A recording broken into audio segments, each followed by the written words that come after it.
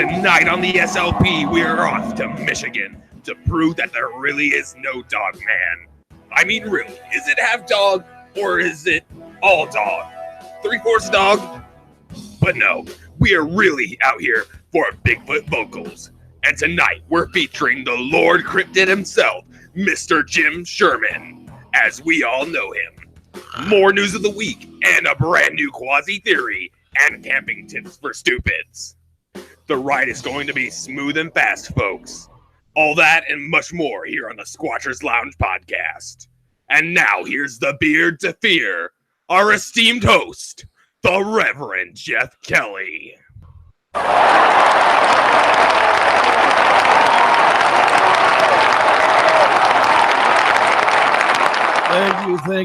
Thank you. Throw money, don't throw change, it hurts. Yes, Mr. Announcer Man, you left off the award-winning, and but that's okay. We appreciate your efforts, sir. Welcome, everybody, to the Squatchers Lounge podcast. That's right, Voices in the Night. Is that a Bigfoot? Isn't that a Bigfoot? You know, the first 5 weeks of Voices in the Night, we got pretty situated as to what Bigfoot sounds like.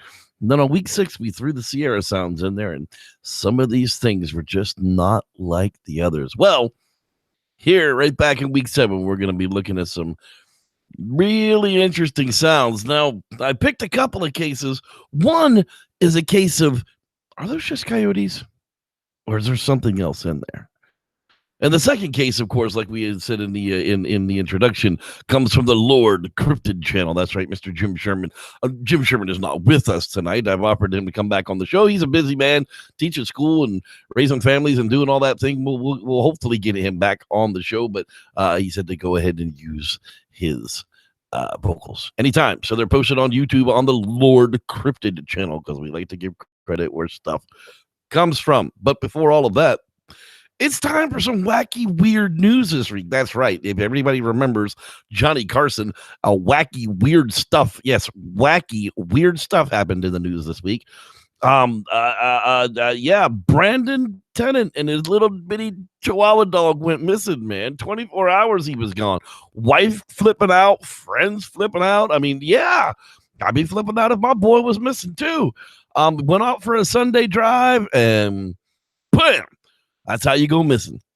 Apparently, they did finally find him. Another Bigfooter had a teensy-weensy idea that he might be in a certain place, and sure enough, he was stuck.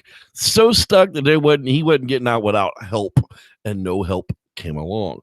Like I said, after 3 days, if you ain't found me, you're going to find that 10-acre fire. Anyhow, apparently he didn't need a 10-acre fire because he's only out there for 24 hours first. Him and his little dog have been rescued, and everybody is home safe. But it just goes to show, tell people where you're going, tell people when you're leaving, tell people when you're coming back. Because otherwise, how the hell do we know that you ain't back yet? I even tell people if you're passing a ranger station, stop in and talk to them. We stop in and pass it every time so that, we tell the cashier, if we're not back on Sunday afternoon, by the time y'all close, you might want to send a ranger looking for where we were because something ain't right. So with that, man, good. Glad the dude is home. That is for sure. Speaking of things that are up and new again, the Squatch Detective blog. That's right. Steve Coles brought up a pretty interesting read on why Bigfoot evidence that's been debunked or just really old evidence gets trudged back up again, simply because we get new people to come into it all together. So you can check out this one, the Squatch Detective at WordPress.com, and supports Mr. Coles because he does a good job at it. Bigfoot screaming contest is in the works for Western North Carolina. That's right. Apparently, you need to start rehearsing your ear-shrieking screams because Bigfoot calling contest is in the works for Western North Kakalaka. The Bigfoot Festival is planned for later this year in Marion. The Bigfoot 911 group of North Carolina Bigfoot researchers is putting together a festival after drawing national attention for an alleged Bigfoot sighting in August. That was the one where the shaman claimed to be the guy in the fur suit. Yeah, it's just like one-eyed, like Ted-Eyed Bob. So check it out. They're going to have a knocking contest. They're going to have a Bigfoot howling contest, and it's going to be a hoot and a holler. You can check out their Facebook page. I'm sure they'll be glad you did. Speaking of wacky, weird stuff, wacky, weird stuff. Crestline woman here says that she saw Sasquatches in Lake Arrowhead, and she's going to sue the state to get the species recognized. Could Bigfoot be in Big Bear? Well, that's right. Crestline resident Claudia Akeley isn't sure, but she is certain that she and her daughters encountered 3 of the bipeds while hiking on a trail in Lake Arrowhead last March. It was between dusk, 6:30 and 7 p.m. on March 27th, to be exact. Akeley and her 11 and 14-year-old daughters were hiking the winding trail when Akeley's daughters, several hundred yards ahead, froze in their tracks, gazing wide-eyed at a large, shadowy figure braced in a pine tree. Akeley ran to her daughters to see what they were staring at, and sure enough, I ran into a Sasquatch, a Bigfoot, and we were face to face. So this is the new lawsuit that's come down. Apparently, Todd wasn't going to put it in his name, or couldn't, because he wasn't a U.S. citizen. So he has convinced Claudia Akeley, and I think sit down with Ed Brown is also in there.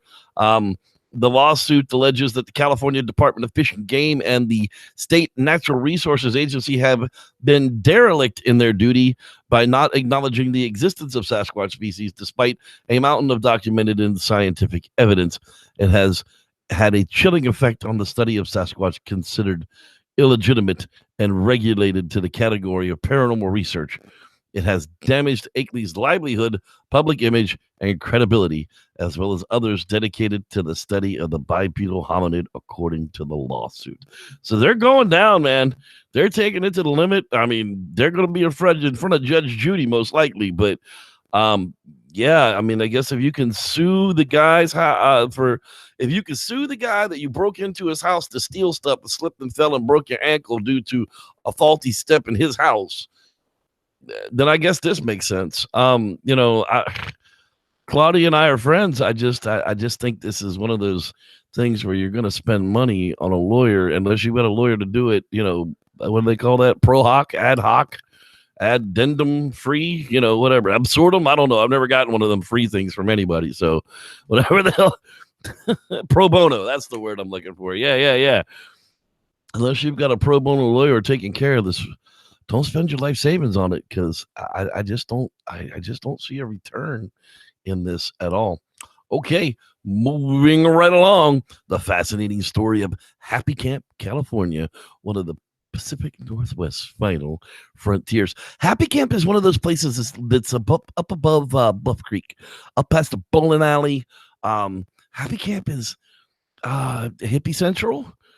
I mean, meth central. I'm not real sure whether it's hippie or meth central up there anymore. I mean, a lot of RVs cooking stuff in the middle of the woods with guns and stuff. The Siskiyou Wilderness is full of a lot of weird disappearances, and it's also full of people that claim that it's paranormal.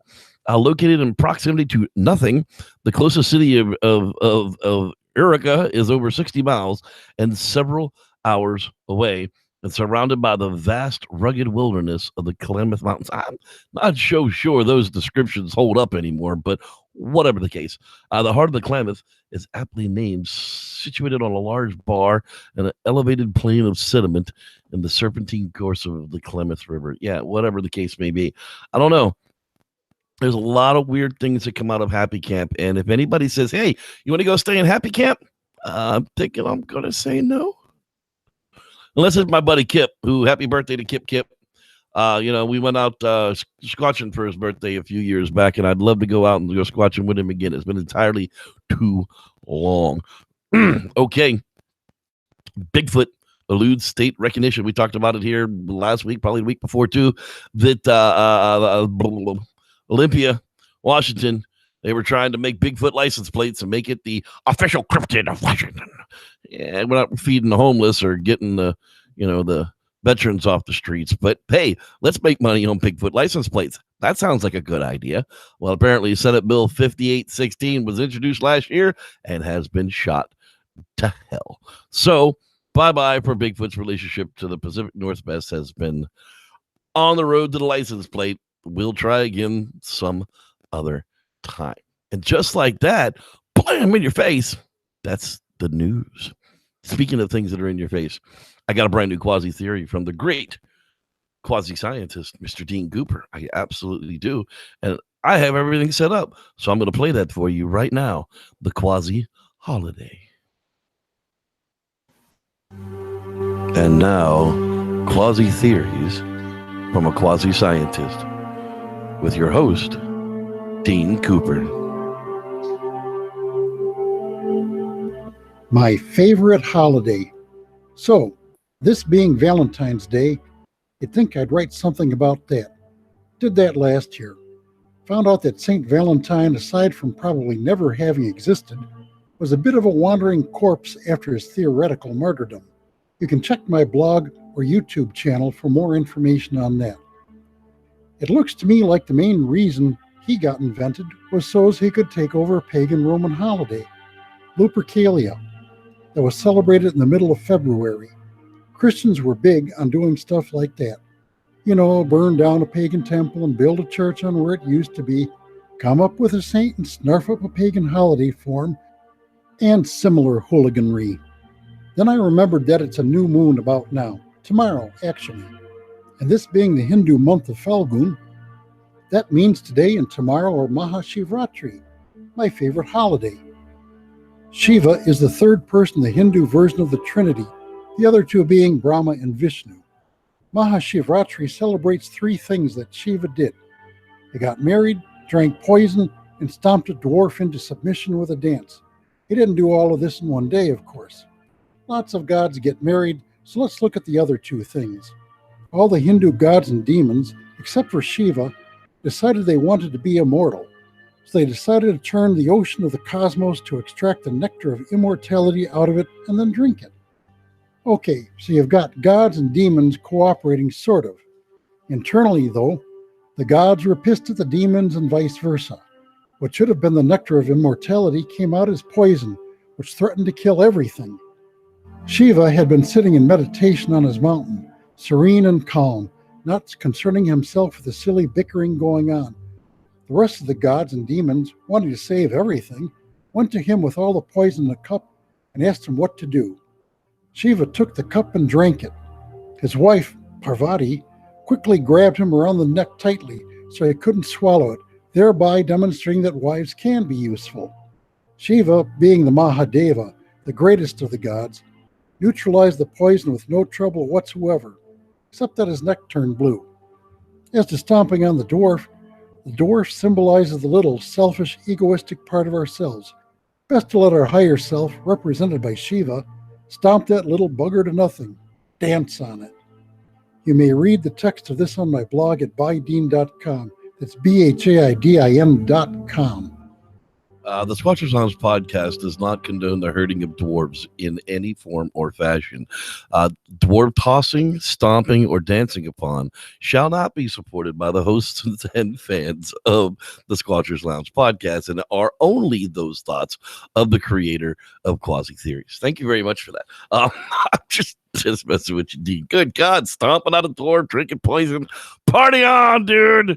Yeah, that sounds like something we should be doing.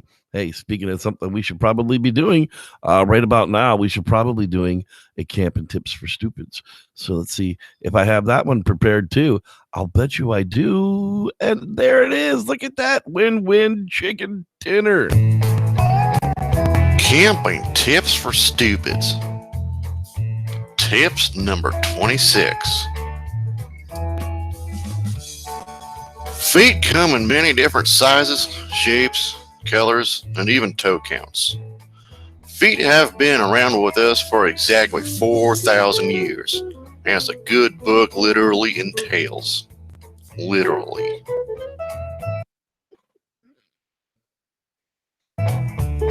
But you can't exactly go camping in most places barefoot, can you? Who the fuck do you think you are? Cody London from Dual Survival? Someone tell that jackass about goat head caltrap seed pods. Those fuckers hurt. Literally. Now, you can wear flip-flops around the campsite, but don't expect to run from a bear in those stupid things. All you'll do is die sounding like your feet are clapping. Literally. So put on some proper shoes, you stupids. Northside, Timberland, and even modern U.S. military boots will do. And if you're too much of a pussy millennial liberal to even want to touch the ground, you can always wear stilts.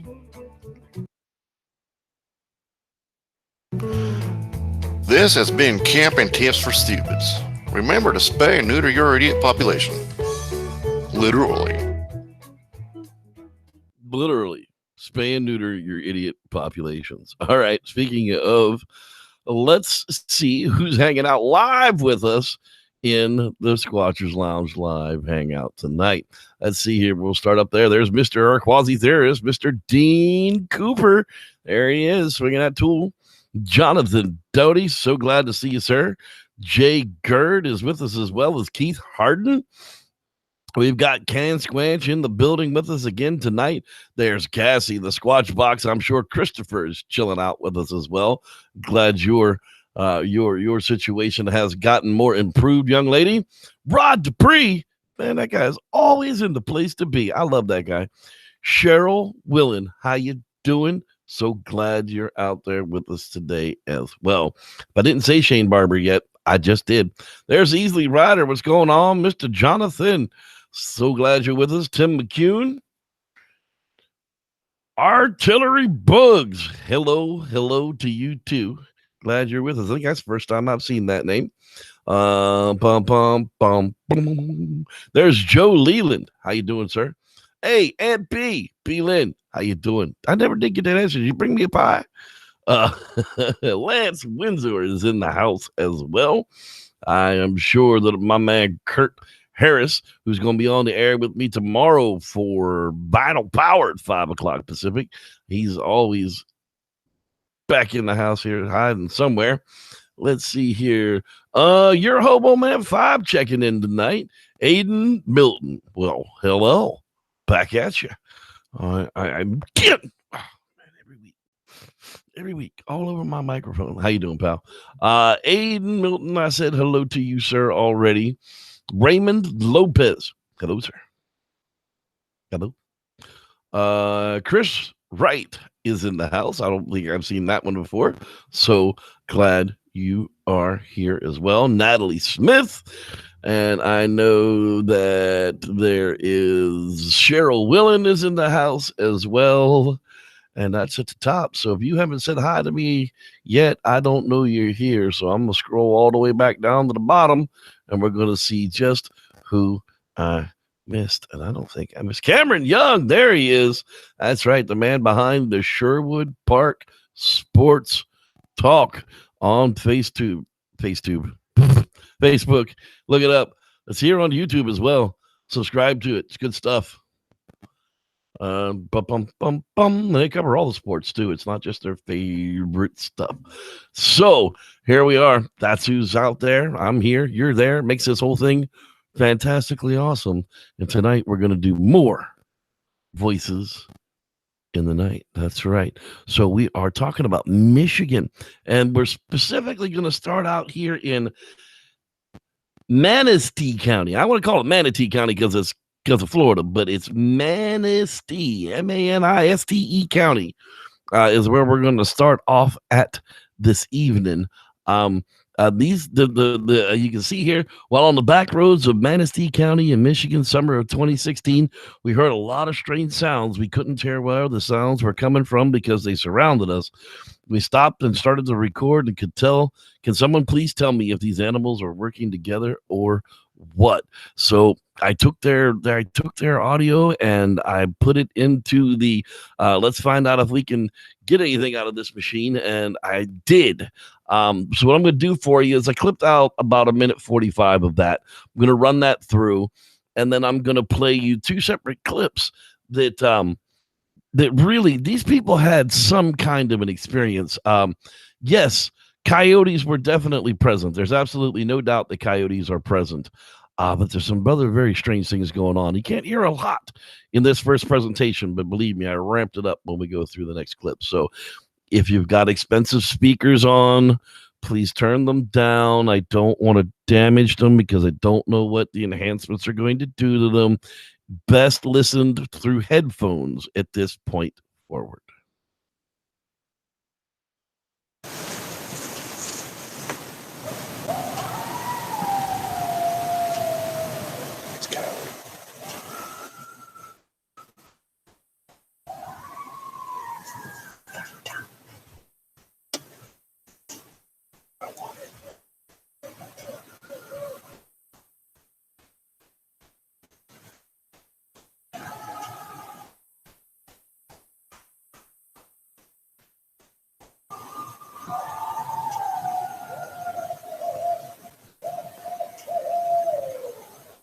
That's an owl there.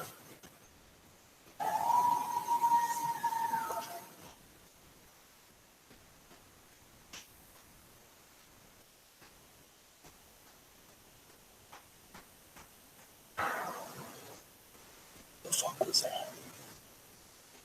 Oh my God.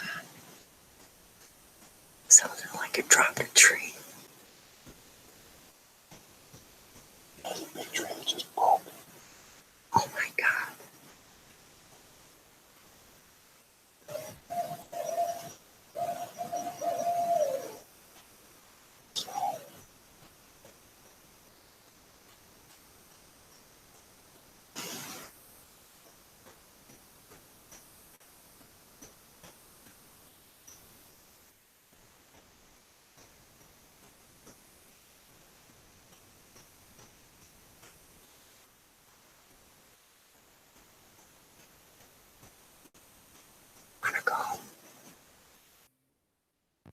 Hell yeah, I want to go. I want to get the hell out of here. Yeah, there was a whole lot going on there. Now, I'll tell you, yeah, some of you may know, some of you don't know. The first time I was trying to get through college, I tried to get a biology degree, and I was studying owls. And well, I got a biology degree; it's useless at this point. But I studied owls, and one of the very, very strange things about those owl calls this is daytime. Owls really don't call back and forth to each other in the daytime. It was a very, very, very strange things. And I've had daytime owl calls before that were just not owls. And I'm not even sure that these are owls. But what I've done is I've split it into two pieces. The first clip of it is basically going to be, you hear the coyote yips at the beginning of all of that. And the coyote howl. And then all of a sudden there's this growl, this guttural yell that comes out of the background. And I've enhanced that enough for it to actually be heard. So the next clip's only 38 seconds, and it may repeat at the end the specifics that I want it to hear. So I'll play the clip, and then the specifics should play at the very end of it.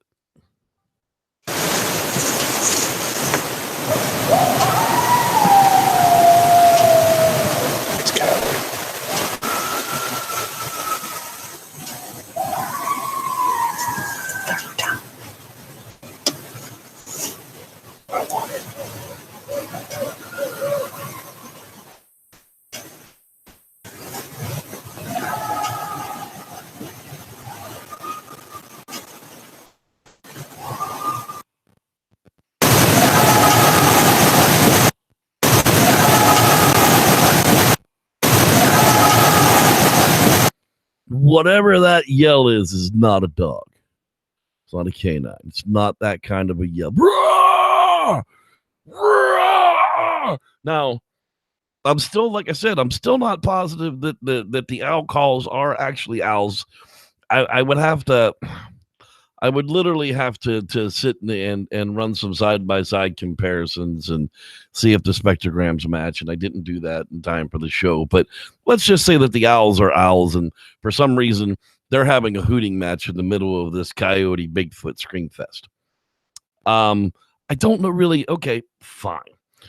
The next part of this, though, is the very, very weird part of it. Now, I've never been one for tree knocking. However, tree destruction, on the other hand, I can very much see happening with a very large primate being upset at something. And we've heard other researchers talk about being witness in the dark to a tree just being smashed down around them because they've literally ticked off the Bigfoot that much. So let's take a listen to this one. It's going to be very similar to the last one. I've enhanced as much of it as I can, and then the end of it should have the most interesting things to listen to. So let's take a quick listen to this one. It's about 42 seconds long.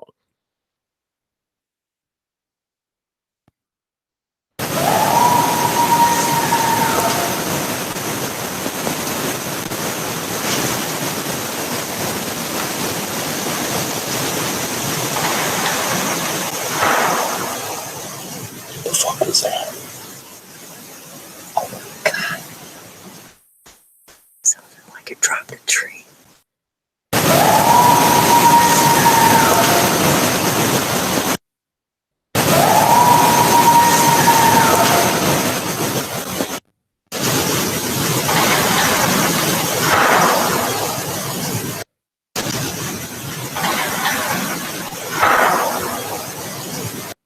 I mean, that tree break it just sounds like something's probably hanging from a big ass branch and just making a bunch of noise, or maybe climbed a tree and was just stomping on it until it gave way and just snap, snap.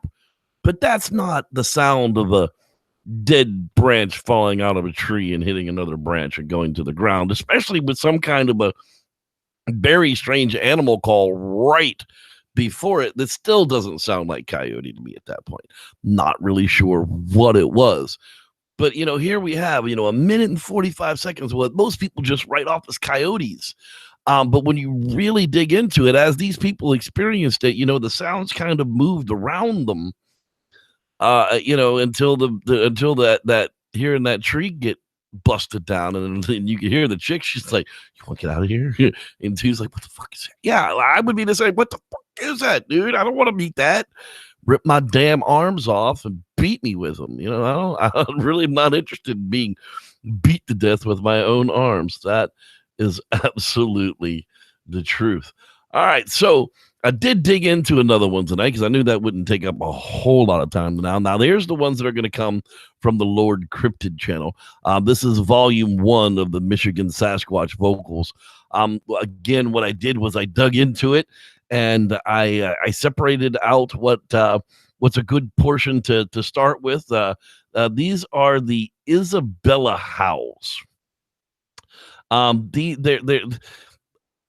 The way Jim explained it in the video was that he had gotten a call from a landowner who had said that they'd heard what they swear was the Ohio howl, and they had recorded a couple of things, and they had let him listen to them. And his first comment was, "Well, is somebody just playing the Ohio howl out there?"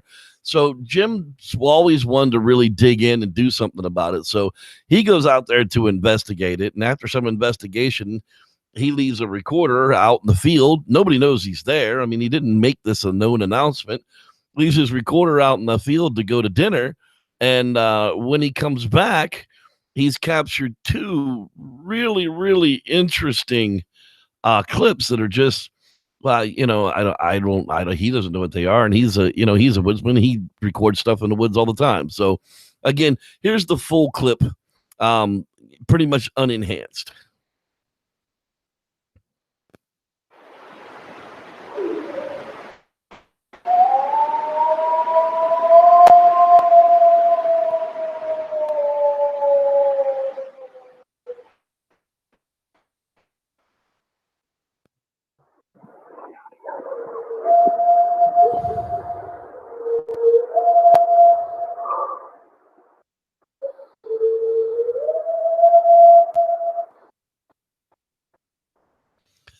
Now, I'm not too sure what in the world that second one is. They call it the sing-songy howl, and apparently it's a thing. I haven't come across it that much in my research, but apparently there's this sing-songy howl that Sasquatch will do back and forth to each other. Maybe it's a Michigan thing. I'm not really sure. But then I went ahead and I took that howl and I broke it down and enhanced it and brought it up so that you could really get a good listen to it.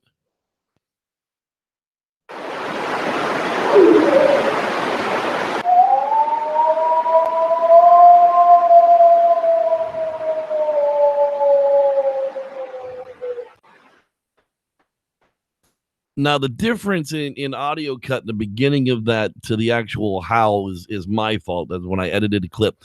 I'm not sure what those sounds before the howl are. And so I brought them up higher than what the howl was, and that's what made them sound a little less clear than the howl. But not sure.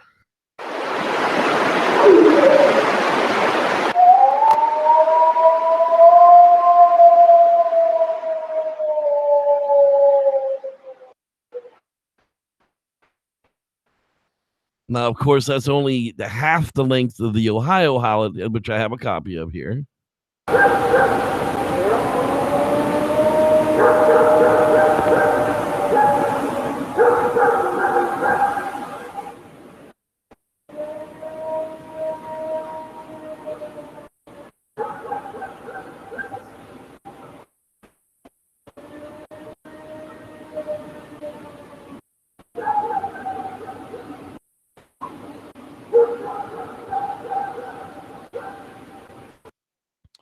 But if you listen to that again,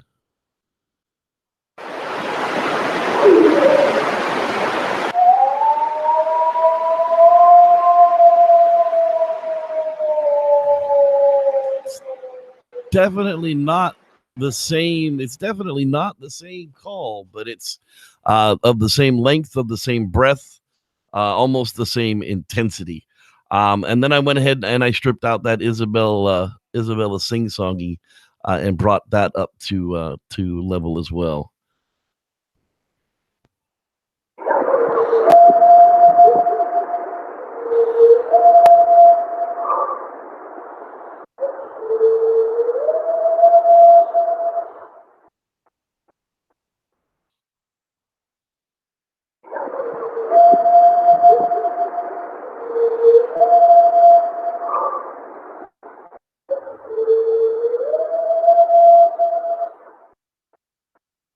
Is that Bigfoot whistling to himself in the woods? I really don't know where to go on that, but these were very close incidents to each other. And I just thought, if you look at the actual map itself, it shows you that you're right on the edge of the national forest there. If I go over to the actual map, the Huron Manistee National Forest, But the weird thing about it is, and I'll be honest with you, this is one of those cases where, like in Kentucky, we don't have that ridgeline, mountain line stuff that we usually find the Sasquatch in. Is this like the lowland gorilla? Is this the lowland Sasquatch? I really, I'm really not sure. With all that lake effect snow, where would they all go? How would they all eat? I'm not. That's just one of those amazing things that these creatures are able to survive all over the country, and we still know very, very little about them. And with that, my friends, that is going to bring us right down to the end of the Squatchers Lounge podcast tonight. Let's make sure that we didn't miss anybody in the hangout there. I see a few people showed up late. Sam Squanch Rivera. If I didn't say your name before, I definitely did now. Chubbs 008. How you doing there, Slick? Swan Pond 50849. That's right. They got back in the house in time. For those of you really interested, you'll want to stick around for the end of tonight's broadcast with the real Bigfoot encounter, because it is actually the final chapter in the saga of Fox the Bigfoot. That's right. I finally found the final chapter of Fox the Bigfoot, and you guys will get a chance to hear that tonight right here at the end of the show. I want to thank all of you guys for being out there live tonight. I very much appreciate it. Come back every week. We are here live 8 p.m. Wednesday nights. That's where all the fun in the chat happens. You can check out our Redbubble store. There's a link in the chat, and I will put a link in the description for the show, and you can check out all the podcast merch that is up there. May 18th, 19th, and 20th. Come and join us at the Black Oak Large Group Campground in Georgetown, California, in the Georgetown Ranger District for Expedition Stumpy. And with that, everybody, I want to thank you guys for being here, and well, may the Squatch be with you. Enjoy this real Bigfoot encounter flashback. Welcome to another episode of Real Bigfoot Encounters with Reverend Jeb. This week's story is the epic tale of Fox the Sasquatch. Some time ago, a lady living near the Great Smoky Mountains in Tennessee grabbed some attention with the story of growing up on a farm with a family of Bigfoot nearby. Janice, we'll call her for now. And at one point, even the TV shows came knocking at her door, and this is where I first heard the tales of Fox. Janice had been visited all of her life by Fox and his family from the time that she was a little girl. When Fox himself was a baby, Janice's father saved Fox from death, and a relationship began. Throughout her life, Janice had many encounters with Fox and his family, and the trust had grown so deep that Fox would even knock on the back door to ask for things they couldn't find in the wild, like cloves of garlic. A blogger, let's just call him Robert for now, posted a piece about the last days of Fox's life. He said at some point a while back, Fox was getting very old, nearing the end of his life. Apparently he sent for Janice and some of her friends to come to visit him in the place where he was dying in the forest. Janice, Sally, and possibly other persons went out to the place in the woods where Fox was living. They visited him there and paid their respects to him. At this point in the story, Fox's life was coming to a close. Once again, an anonymous poster left this story of Fox's passing on our blog. This is that story. I was part of the group that visited Fox while he was dying, and I needed to share this story. There was Sally, myself, and a few other people. I was invited because I work in the environmental field and was open-minded to the existence of Sasquatch. I had never seen one until that day, but heard many stories about them in the area. The goal of my being included was part of a larger goal. That goal was to give credible persons in the field to believe in these creatures. I rode to the area with Sally and John. John is a biologist and a professor from Canada, and Sally later told me that he is regarded as one of the top researchers in the field. I did not speak with the others as we needed to be quiet when entering the area, and we had driven there in a couple of vehicles. We hiked into the area and saw a large hole. I was later told that this was the hole where Fox was to be buried upon his passing. This was located at the base of a rocky ledge. There were 3 or 4 trees by the ledge, and it was in an area that would not wash away over the course of time from rain. The creatures buried their dead, and John began shaking when he saw the hole. He later said this was because he finally saw proof of what many people have believed for years. We walked past this area and saw a number of Sasquatch. A male and a female were on either side of Fox, with juveniles peeking from behind the trees. I then saw Fox had extremely swollen feet. They looked as almost though as he was stricken with gout. His feet were bleeding as he lay on the ground. We had to wait for him to make a sound, and then we approached him slowly. We each had to bring a gift or offering for Fox. We stopped by the local store on our way to the area to buy some things he had come to like over the years. We each carried one item and laid it next to him upon entering the area. They included a bag of chewing gum, peanut butter, and some type of shortbread. The bag of tobacco was opened, and Fox put the pouch's entire contents in his mouth. He never bothered to spit, and then ate the peanut butter while still having the tobacco in his mouth. Fox spoke in a weird dialect with the occasional word of English. Upon viewing Fox, John became very emotional and began to cry. He had a difficult time maintaining his composure, and tears were rolling down his cheeks. It was exciting and also frightening. I admit I was shaking the entire time as I didn't want to do anything that may anger them.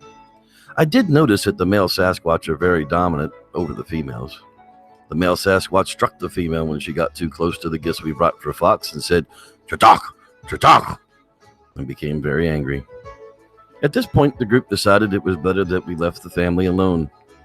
Many of us had much difficulty containing our emotions. Janice, Sally, John, and I backed away from the area with tears in our eyes. As you could tell, it would be the last time that anyone would see this gentle giant alive. We all returned to our cars that day and still have not talked about it with anyone else. I was blessed to be in the presence of Fox that day. It's an experience I will never forget.